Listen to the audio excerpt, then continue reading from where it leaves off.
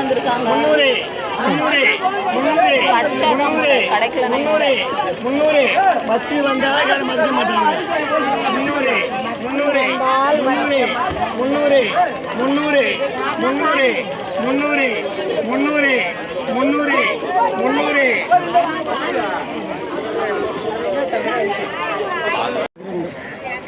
800 விலையதாம்மா போச்சு. நேரம் 1100 850 850 850 850 850 850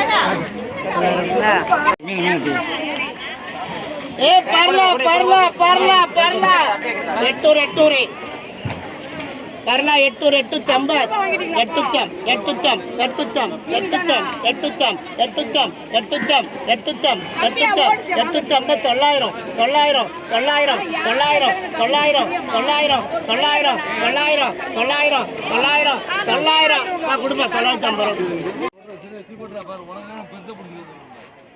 ஆக்சுவலாக இங்கே மீன் வாங்கும்போது நம்ம கொஞ்சம் கேர்ஃபுல்லாகவே வாங்கணும். ஏன்னா வந்து அவங்க சொல்கிற விலை ஒன்றா இருக்கும், அவங்க எந்த மீனை ஏலம் விட்றாங்கன்னு நமக்கு தெரியாது, அது நல்ல மீனாக இருக்கான்னு தெரியாது.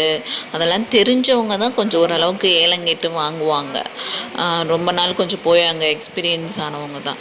ஏன்னா நமக்கு எந்த மீன் கொடுக்குறாங்கன்னு தெரியாமே நம்ம வந்து ஏலம் கேட்போம். அப்புறம் அதை பார்த்தா அவங்க வேற ஒரு மீனை ஏலம் விட்டுட்ருப்பாங்க. இப்போ இந்த மாதிரி பிரச்சனைலாம் வரும். அப்போ கொஞ்சம் கேர்ஃபுல்லாக வந்து நம்ம கவனித்து வாங்கணும். சிலர் வந்து நல்லா இல்லாத மீனை ஏமாற்றிடுவாங்க. இது கூட அது கூடன்னு அன்னக்கூடில் சின்ன சின்னதாக வச்சுக்கிட்டு இருப்பாங்க. லாஸ்ட்டாக ஒரு அன்னக்கூடில் கொஞ்சம் மீன் இருக்கும், அதை பார்த்தீங்கன்னா தெரியும். அதை வந்து எங்ககிட்ட 200 ரூபாய்க்கு வாங்கிக்கிறேன்னு கேட்டாங்க. ஆனால் அந்த மீன் நல்ல மீன் இல்லைன்னு எனக்கு பார்த்தாலே தெரிஞ்சிடுச்சு. நான் வேண்டான்னு சொல்லிட்டேன்.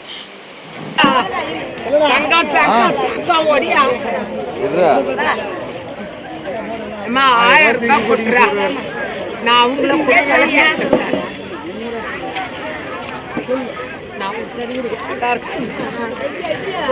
1000 ரூபாய் கொடுத்து போக்கலாம்.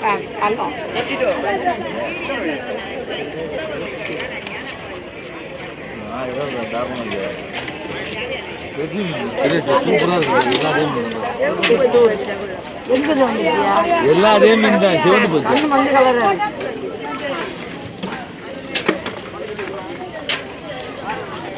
1000 சொன்னாங்க கூட. அதுக்கப்புறம் டைம் போக போக 700 ஆயிடுச்சு நெத்திலேயே. அப்படியே ஒரு மீனோட விலையும் கம்மியாக ஆரம்பிச்சிடுச்சு.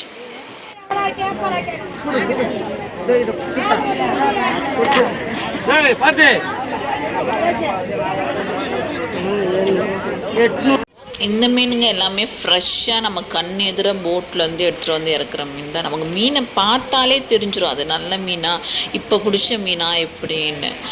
அந்த மாதிரி தெரிஞ்சவங்கன்னா ஏமாறாமல் வாங்கிடுவாங்க. தெரியாதவங்க தான் வந்து அது எப்படி வாங்கன்னு தெரியாமல் வந்து அந்த மீன் பார்த்தாலே நமக்கு அந்த ஃப்ரெஷ்னஸ் வந்து ஃபீல் பண்ண முடியும். அப்போ வந்து நம்ம ஈஸியாக அதை வந்து வாங்கிடலாம். இந்த பக்கத்தில் கூடையில் இருக்குது பாருங்கள், இவங்க கூட கேட்டாங்க கம்மியாக இருக்குது வாங்கிக்கிறீங்களான்னு. இதுதான் நான் சொல்லியிருந்தேன், வேண்டாம் எங்களுக்கு அப்படின்னு நான் சொல்லிட்டேன். இந்த மீன் பார்த்தாலே நமக்கு தெரியுது, இந்த மீனை தான் நான் சொன்னேன். 1000 1000 1000 1000 1000 1000 1000 1000 1000 1000 1000 ஒரு பரவாயில்ல 1000 ரூபாய் பிடிச்சு மேல 1000 1000 1000 1000 1000 மீன் ஏலம் விடுறப்ப எந்த மீனை ஏலம் விடுறாங்கன்னு பார்த்து அதுக்கேற்ற மாதிரி ஏலம் கேட்கணும். 1000 1000 1000 1000 1000 1000 1000 1000 1000 1000 1000 1000 250 கெட்ட 150 தானா?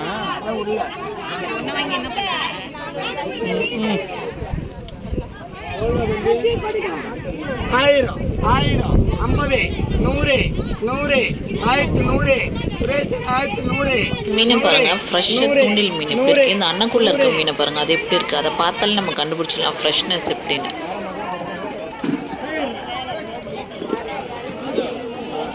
கேளுது பாறை தானே?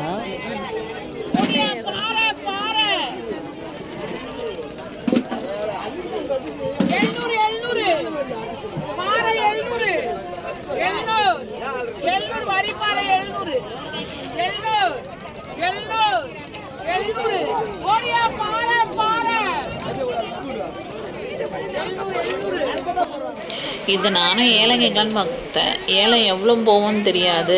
அதுக்கப்புறம் வாங்கினோம்னா நம்ம கூட ஷேர் பண்ணிக்கிறவங்க யாரும் இல்லை. அதனால் நான் வாங்கலை இதை. ஆனால் மீன் ரொம்ப ஃப்ரெஷ்ஷாக இருந்துச்சு. அப்போ தான் எடுத்துகிட்டு வந்து போட்டில் இருந்து கொட்டினாங்க. ஏன்னா ஷேரிங்ஸில் இருந்தாங்கன்னா கண்டிப்பாக நான் இதை வாங்க ட்ரை பண்ணியிருப்பேன். நம்ம இவ்வளோ மீனை வாங்கிட்டு போய் என்ன பண்ணுறதுன்னு சொல்லிட்டு நான் வாங்கலை. அதுவும் இல்லாமல் ஏழை நம்ம எவ்வளோத்தில் முடிப்போன்னு வேறு நமக்கு தெரியாதுல்ல. அப்புறம் சரி வேண்டான்னு விட்டுட்டேன்.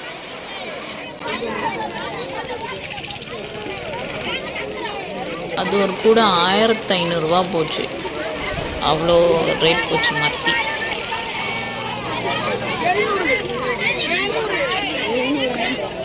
இந்த பாறை தான் வாங்கலாம், இதை வாங்கலான்னு ட்ரை பண்ணேன். பட் ஆனால் அவங்க 650 ரூபானாங்க.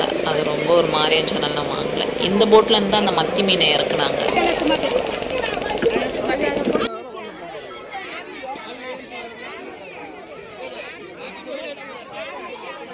இதை இவங்க ஏலம் ஸ்டார்டிங்கே 650ன்னாங்க. அந்த பாறையே அதிகமாக இருந்துச்சு. அவங்க 700 விட்டு அதை வாங்கியிருந்துருக்கலாம்.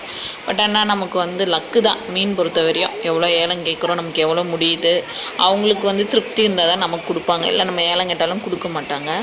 ஏலம் கேட்குறப்ப கவனமாக பார்த்து கேட்கணும். என்ன பிரச்சனை வரும் அப்படின்னு சொல்ல முடியாது. அங்கே இருக்கவங்க எப்படி பேசுவாங்கன்னே நமக்கு தெரியாது. கேர்ஃபுல்லாக இருக்கணும். எப்படி ஏமாற்றுவாங்கன்னு தெரியாது. நம்ம வந்து எதுவுமே தெரியாத மாதிரி கொஞ்சம் புதுசாக போய் இதுவா அதுவான்னு கேட்குறப்ப நம்மளை ஏதாச்சும் சொல்லி ஏமாத்துறது கூட வாய்ப்பு இருக்குது. ஸோ அதனால் வாங்குறப்ப ரொம்ப கேர்ஃபுல்லாக. இது வந்து பாருங்கள் சூறை. கேர்ஃபுல்லாக வாங்குங்க மீன் வாங்க போனீங்கன்னா.